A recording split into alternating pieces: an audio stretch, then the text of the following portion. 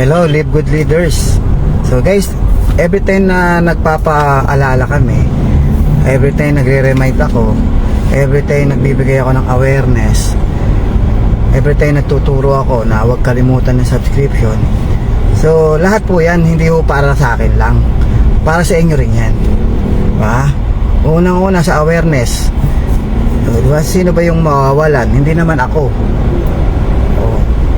Mawalan ako ng tao, okay lang, kasi alam ko naman na kasama sa negosyo yan. Mawalan ka ng tao, mabawasan ka, normal sa akin yan. Pero yung mawala yung tao ko dahil pumunta sa fly by night platform, para sa akin masakit yun. Dahil diba, napahamak pa siya, diba, mapapahamak pa siya. Hindi ko alam, marami ano sa akin, nagme-message sa akin ngayon, ha. Grabe, ang lalaki talaga ng mga grabe, napakasakit talaga, di ba? Ngayon hindi nila malaman ano gagawin nila, di ba? Nahihirapan sila eh. Hindi kong kapakanan para lang hindi ako mawala ng subscriber. So hindi totoo yun, kasi from the very beginning as a networker, alam ko na yan, ang tao mawawala pagka hindi talaga tumagal yan, mawawala yan.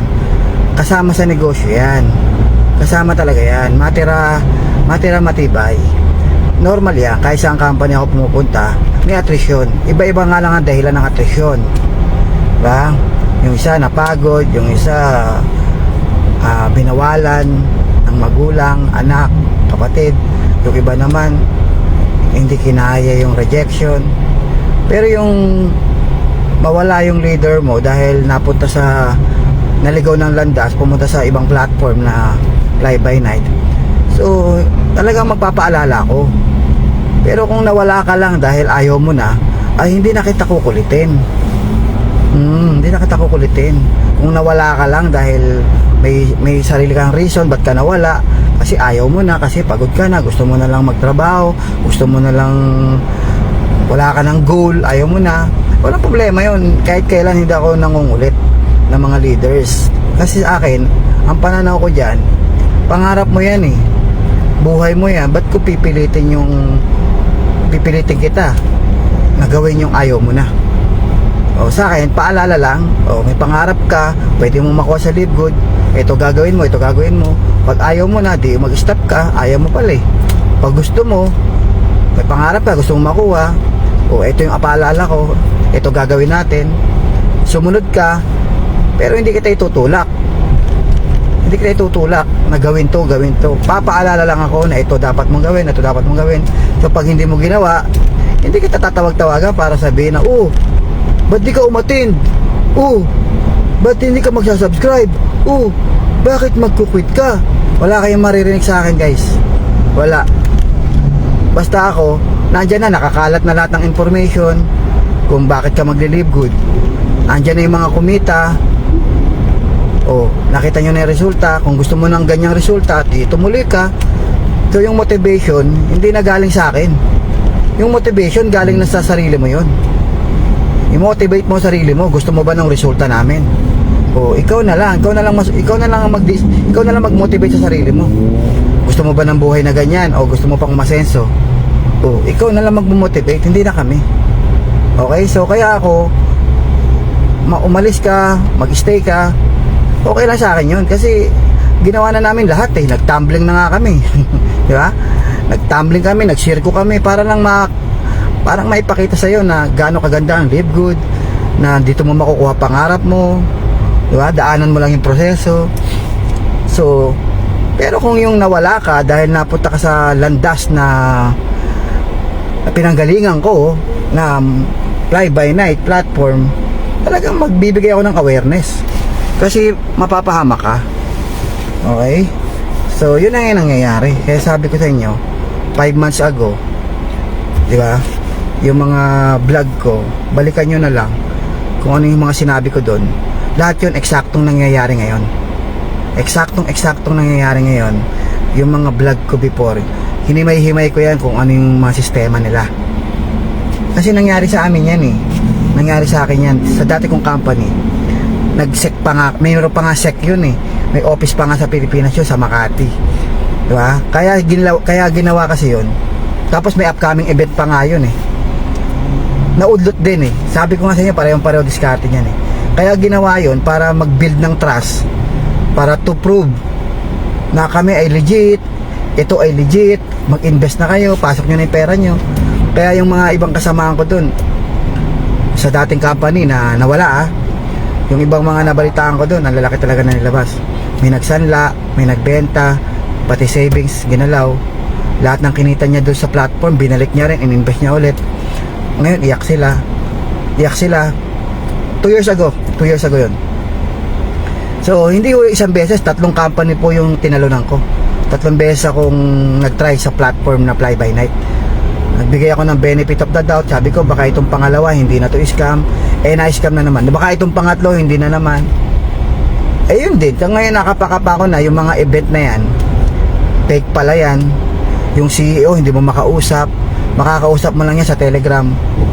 Parehong-pareho nga eh. Sabi ko nga sa iyo, ayoko lang elaborate eh. Habang ginagawa nyo yan, nung mga panahon na nandyan kayo, hindi pa sarado yan. Parehong-pareho lang po yung ginagawa niya sa dati kong platform. Pareho lang. Kala nyo kasi nag-iimbento ako. Hindi ako mag-iimbento. Hindi ko ugali mag-imbento. Hindi ko ugali gawin yung mga bagay na ikakasama ng ugali ko para lang kumita. Hindi. Gagawin ko kung ano yung tama, sasabihin ko kung ano yung tama. At hindi ako magdadagdag, hindi ako magbabawas. Kasi wala sa personalidad ko yan na for the sake of money magtatahi ako ng kwento na hindi totoo. Hindi ko ugali yan, guys. Wala sa personality ko yan. Pasensya na kayo. Wala pa ako sa networking. Ugali ko na po magsabi ng katotohanan. Kasi ang may pananaw po ako na pag niloloko mo yung ibang tao pag niloloko mo ang ibang tao, tagtatahi ka ng kwento. Ang niloloko mo, sarili mo. Parang nawawalan ka ng respeto sa sarili. Ganun yung pananaw ko. Kaya mapapansin nyo, halos pag nagbablog ako, nagkukwento ako, talagang sincerity nandyan. By heart. Hindi ako nagmamalaki. Minsan lang pangit lang pakinggan yung tono ko kasi medyo maingay, malakas, mayabang ang dating. Pero hindi, sa lahat na nakakilala sa akin, hindi ako marunong manlamang, hindi ako marunong manloko, hindi ako marunong magtahi-tahi ng kwento. So, siguro ang mali lang sa akin, masyado akong magaspang magsalita. Kaya ang dating tuloy, mayabang, tsaka ang dating tuloy, naninira. So, yun yung dating. So, pero ang totoo, deep inside, nararamdaman ko, yung concern ko sa inyo. Kasi gusto ko kumita kayo lahat. Gusto ko yumaman din kayo. Huwag yung sabihin na kasi nauna ka eh. Hindi totoo yun. Ang daming mas nauna sa akin. Ang dami rin akong kasabay. Hindi rin naman lahat kumita eh. So nasa trabaho yan, nasa attitude yan. So kaya tinuturo ko sa inyo. So hindi porke nauna ako, wala nang kasunod. Ang daming nga kasunod eh. Yung mga leaders ko, mga invite ko, siyempre nauna ako dun, invite ko yun eh. Pero bakit ngayon ang gaganda ng resulta nila? May nakabili ng sasakyan, may nakabili ng bahay, may nakabili ng farm, gaganda na ng buhay nila. Pero invite ko yun ibig sabihin nauna ako dun. So hindi ibig sabihin nauna ako, huli ka na. Walang nahuli. Ang nahuli yan sa mga fly by night, may nahuli talaga. May tinatawag na huli kasi natatapos. Ang isang company pag hindi natatapos, tuloy-tuloy, walang huli. Nagkakaroon lang ng huli kapag may ending. Tandaan nyo, nagkakaroon lang ng huli kapag may ending. Hanggat walang ending, walang huli. Ang live good, tuloy-tuloy ito. Like Amway, hanggang ngayon tuloy-tuloy ang Amway. Yung mga nag-join last year, 1 year na ngayon, hindi rin nahuli. So, tandaan nyo yung salitang walang nahuli. May nahuli sa mga platform na nag-e-end. Yung natatapos, yun talaga may huli dun. Kasi tapos na eh. Parang ito, isang mahaba. Ito umpisa, ito dulo. Di ba may ending. Pero kung yan infinite, tuloy-tuloy yan, walang ending yan. Walang huli dyan. Lahat kayo makikinabang, lahat kayo kikita, lahat kayo may chance yumaman. So guys, sana naiintindihan nyo yung mga awareness ko before. Kung nagalit kayo dahil feeling nyo hinahadlangan ko kayo sa pagkita ng pera, nagkakamali po kayo. Kasi hinahadlangan ko kayo kasi papunta sa komuno yung tinatahak nyo. Ngayon okay siya, mamaya bigla kang lulubog. Yun yung gusto kong ma-realize nyo. Yung temporary income na yan, ibabalik nyo rin sa company yan. Kasi pag nagpa-promo na yan, bago magsara kasi magpapapromo yan. Yung sinabi ko sa inyo noon pa, di ba? Sa dati kong company, naalala ko nun, hold ang withdrawal. Para makuha ang withdrawal, kailangan magpasok ng 2 investment. O ngayon, nangyayari din sa inyo ngayon, di ba? Kasi pareho-pareho lang po yan. Pilipino nga may gawa niyan eh. Hindi nyo nga nakakausap yung CEO nyo eh. Hindi nyo nga nakikita eh. Tapos nagtitiwala kayo. Lahat na lang ng mga ginagawa ng fly-by-night platform nyo, gina-justify nyo. Diba? Gina-justify nyo eh. Ginagawa nyo ng reason. Nagra-rationalize kayo. Kahit alam nyo ng lantaran na puro red flag, puro kaduda-duda, pero ginagawa nyo ng paraan para i-weigh, para itama yung mga mali, para depensahan. Kasi kaya ganito yan, kasi ganyan. Desisyon ng may-ari yun, kaya ganun. Hindi nyo naman nakakausap eh. Sabi ko nga, gamitan nyo na lang ng sentido commun eh. Sentido commun na lang. Common sense. Logic lang. Ganun lang gamit dyan guys. Pero ako, hindi lang logic ang gamit ko eh. Ang gamit ko experience. Kasi before, ginamitan ko rin ng common sense yan eh. Pinagtakpang ko rin yung company. Kasi sabi ko, binigyan ko ng benefit of the doubt. Baka ganito yung company, kaya ganito yung company, kasi ganito. Kaya ganun, siguro kasi ganito. Pero bandang huli, wala eh. Pinagtanggol ko yung company, bandang huli, shutdown. O diba, ngayon, natuto na ako. Ngayon, ang sinashare ko sa inyo, pinaghalong experience at common sense. Pinaghalong experience at common sense. Tsaka skills na rin, kasi may skills na, mayroon na akong knowledge dyan eh. May knowledge na ako dyan eh. Kung wala akong knowledge dyan, hindi ako pwedeng mag-imbento. Hindi ako pwedeng manghusga kung wala akong knowledge dyan. May knowledge kasi ako dyan. O kaya nga sabi ko sa inyo, huwag kayo magagalit sa akin. Bumalik na kayo, hindi na ako galit. Hindi naman talaga ako galit kahit kailan. So nagagalit lang ako kasi pinaglalaban nyo yung mali. So ngayon, bumalik na kayo guys. Tandaan nyo, once na affiliate ka ni Live Good, habang buhay kang affiliate, pwede ka pa rin kumita, mag-invite ka, kikita ka, tapos mag-subscribe ka na.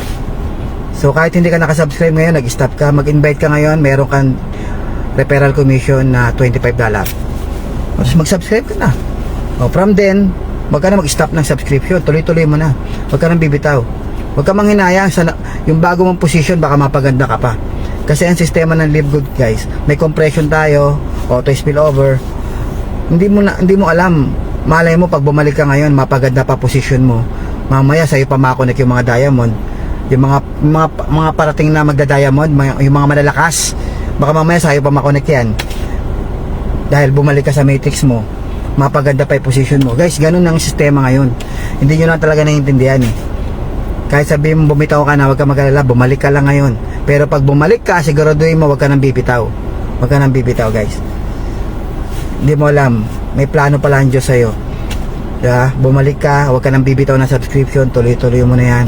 Kung ano yung position mo na bago, pagyamanin mo na yan, panghawakan mo at magtiwala ka, nayayaman ka. Pero para sa akin, wag ka nang umasa sa spillover, gumawa ka ng sarili mong grupo, mag-network ka para yumaman ka. Guys, wala na kayong mahahanap na kasing ganda ni Live Good. Live Good lang ang pinakamagandang MLM ngayon. Sa mga legit ha, sa mga legit. Kung pag-uusapan yung fly-by-night platform, marami dyan nagkalat. Kaya lang, come and go lang yan guys. Wala ka makikitang fly-by-night, yung mga platform na yan na nag-exist ngayon, na 2 years na. Wala pang 1 year yan, taob na yan eh. Yung sinasabi nyo naka 1 year na, yung late, ito yung pawala na, naka 1 year na. Hindi naka 1 year yan guys. January lang yan hinataw. Ulitin ko January lang yan hinataw. Ginawa yan, dinevelop yung platform 1 year ago. Pero hinataw yan January lang. Kasi hindi yan i-close ng developer Yan, yung gumawa ng platform na yan, ng scam posting scam na yan, hindi yan isasara hanggat walang pumapasok na leader. Kasi sayang nga naman, gumastos sila dyan eh. Diba? So hanggat walang pumapasok na leader, wala pang counting ng buwan. O, nung January hinataw, so magsimula na yung counting. So imagine mo 5 months lang. Diba? Ayaw nyo maniwala sa akin. Wala tumatagal ng taon. Hindi 1 year yan. Ulitin ko, 1 year ago nung 1 year ago nung dinevelop. Pero nagsimulang hatawin yan January lang. So 5 months lang siya talaga. Kasi maraming gawa yan, hindi lang yan, ang dami yan eh. Yung iba hindi pinapasok ng leader. Oo, nilalangaw. Pero andyan pa rin, buhay pa rin. Bakit? Hindi sasara ng company yan, wala pa pumapasok eh. Hindi pa kumukote. Standby lang yan, reserba. Reserba yan. Kung sino kagatin ng leaders, doon sila titiba-tiba. Meron pang isang gawang platform eh. Hanggang ngayon buhay pa kasi hindi pa nga pinapasok ng leader. Isa pa nga ako sa ini-invite eh. Ako daw mag-promote, ako daw leader sa Pilipinas. Hindi ko pinapansin eh. Hanggang ngayon buhay pa. Bakit? Kasi nga wala pang pumapasok na leader. Hindi pa pinopromote. Ba't nila isasara? Pag pinasok na yan, diyan pala magsisimula yan pagka hinahataw na. Diba? Sabi ko sa inyo, wala nagbo-boom na ganyan eh. Magbo-boom lang yan, put, biglang ganun. Pag boom yan, put, sabay babay. Kaya sabi ko sa inyo guys, hindi ako naninira. Ulitin ko sa inyo, wala akong pinapangalan ng kumpanya. Marami yan, marami. Maraming ganyan. Yung isa sa mga kaibigan ko before, sa dati kong company, yung mga kasama ko, o yung company nila, trading. Trading naman yon, ite-trade daw ng company pera nila. Eh galing na ako dun eh. Hindi naman totoong nagte-trading yung company. Wala naman talagang group of traders na magte-trade ng pera mo eh. Wala, hindi totoo. Ponzi scheme din. Kaya sana, may mga event pa nga yun eh. Iba't ibang bansa. Sa amin nga, yung sinalihan ko, event nun, Dubai. Mayroon pang event sa nun eh. Europe eh. May event sa Italy, may event sa... Basta ang ganda ng mga pangalan. Kalimutan ko yung pangalan eh. Talagang Europe eh. May mga event sila eh. Pero may mga red flag, pero hindi ko pinapansin yung red flag nung panahon na yun. Oo, kasi yung office hindi makita, yung number hindi matawagan. Ang dami nagsasabi sa akin red flag, pero hindi ko pinapansin. Ako hataw lang. So ngayon naintindihan ko, tama pala yung mga sinasabi sa akin. Red flag yan, Brad. Hindi ako nakikinig. Yung iba pa nga doon, yung nagsasabi sa akin na fly-by na ito yung pinasok ko, yung HYIP na yung pinasok ko, binlock ko pa nga sila eh. Kasi nga nabubwisit ako eh. Kala ko sinisiraan lang ako. Yung pala totoo yung mga sinabi nila. Ngayon na-realize ko totoo yung sinabi nila. Buti na lang hindi ako nagsalita ng pangit. Buti na lang ang ugali ko, hindi ako nagmamayabang, hindi ko pinagtanggol yung company ko sa social media, hindi ako nakipag-away, hindi ako nagyabang. Anong scam? Hindi kami scam, bla bla bla, hindi kami scam. Hindi ako gumaganon. Tinatanggap ko lang lahat ng sinasabi nila, pero hindi ako pumapatol. Buti na lang hindi ako pumapatol kasi laking kahihiyan nun. Kung baga nagyabang ako tapos magsasara pala. Buti na lang hindi ako nagyabang, buti na lang hindi ako nagsalita, buti na lang hindi ako pumatol. Kasi ugali ko na yan noon pa sa social media, hindi po ako nakikipag-away. Hindi ako pumapatol sa mga comment. Hindi ako pumapatol sa mga bashers. Hindi ako mapatol diyan. Kasi dapak na binabash ka niyan, ibig sabihin makitid utak niyan. Eh makitid na nga utak, papatulan mo pa. Eh di pareho kayong makitid, di ba? Ganun ang ugali ko. Okay? So mukha lang ako salbahe, mukha lang ako matapang, mukha lang ako pero duwag po ako sa away. Okay? Kasi ayoko talaga ng away kasi ayoko rin pumapatol. Okay? So siguro yun lang. Maraming salamat. Mamalik na kayo guys. Para sa pamilya mo. Para sa pamilya mo. Tulungan mo pamilya mo. Mag-live good ka guys. Ang dami pang yayaman sa live good. Napakarami pa. Trust me. Sana mag-focus ka na lang. Isang company lang. Huwag ka na mag-promote ng kung ano-ano. Alam niyo, sinabi ko na yan noon. May mga leaders ako na mini-mentor ko pero hindi naman nagpa-mentor eh. Sabi ko, huwag ka muna mag-promote ng real estate. Huwag ka muna mag-promote ng tubigan mo. Huwag ka muna mag-promote ng printing mo. Huwag ka muna mag-promote ng palengke mo. Huwag ka muna mag-promote sa social media. Isa lang po promote mo.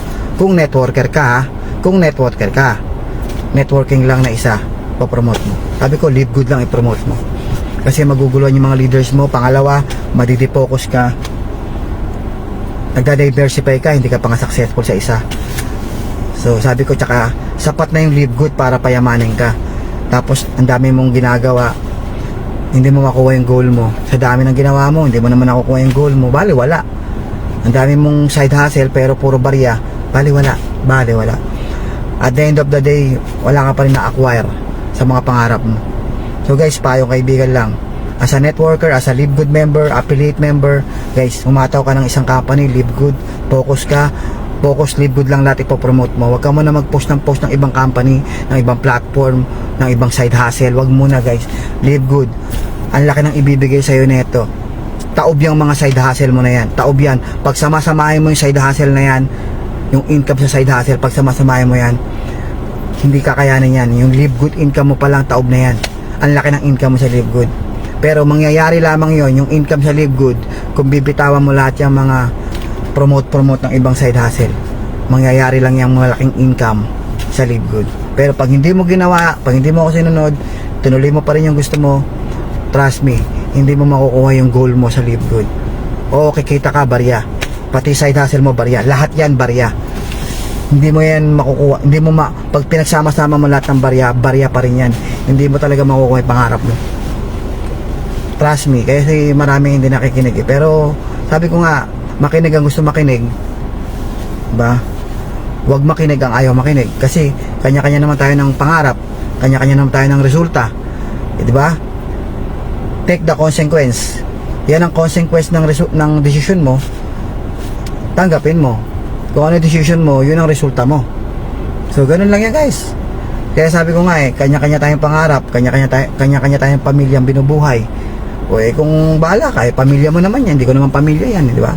Basta ako, may sarili akong pamilyang binubuhay, may sarili akong nanay, tatay, mga kapatid, o diba? Lahat yan, damay-damay yan eh. Alam ko meron ka ding mga gustong tulungan, gusto mo isalba sa kahirapan, pangarap mo yan eh. Kaya nga ikaw nga mag-decide. Kaya kung ano decision mo, yun ang resulta mo.